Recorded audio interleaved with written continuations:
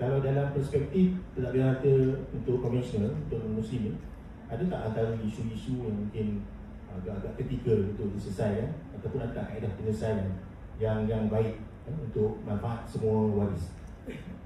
Okay, untuk yang non-Muslim khususnya biasanya yang tuntutan ni selalu between parents dengan anak. Yang kes yang banyak kita tengok sebenarnya yang kita handle semua ni selalunya anak yang su ibu, ibu yang su anak kan. Walaupun dalam wasiat dah mention mungkin semua bagi kat mak dulu ataupun bagi dekat anak dulu, tapi mak dia tak happy kan, so dia nak fight.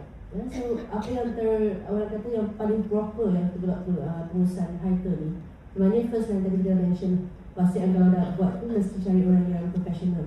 Sebab memang banyak isu kalau wasiat tu tak proper. Ada setengah wasiat kita tengok tu tak ada residuary clause untuk harta yang orang kata future lah, future asset.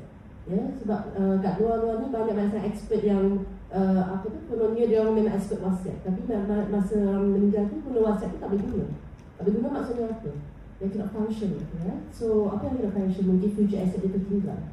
Ya, mungkin dia tak mention kalau waris mati tu lebih dahulu daripada pewasiat tu, apa yang terjadi pada bahagian itu.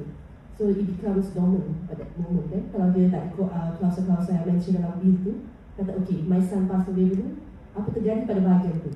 So these are things that mungkin common Malaysian lah, saya boleh cakap ya, yang dia memang tertinggal. Ya. So for those yang nak buat wasiat, dia nak buat will tu, memang I would say advice buat training dulu lah. Mesti ada training yang menarik macam itu, memang betul. Sebab you need experience. Ya, memang isu ni memang terjadi. That's why now for unclaimed pun dah semakin tinggi. Right? So that's all lah kita yang boleh advise tu. Because for non-Muslim memang straightforward, you buat will je. Ada juga yang memang rasa dia bulletproof, takkan mati dia tak nak buat lah. Memang macam tu. Sebab Malaysian kan dia memang naif, dia tak percaya benda ni.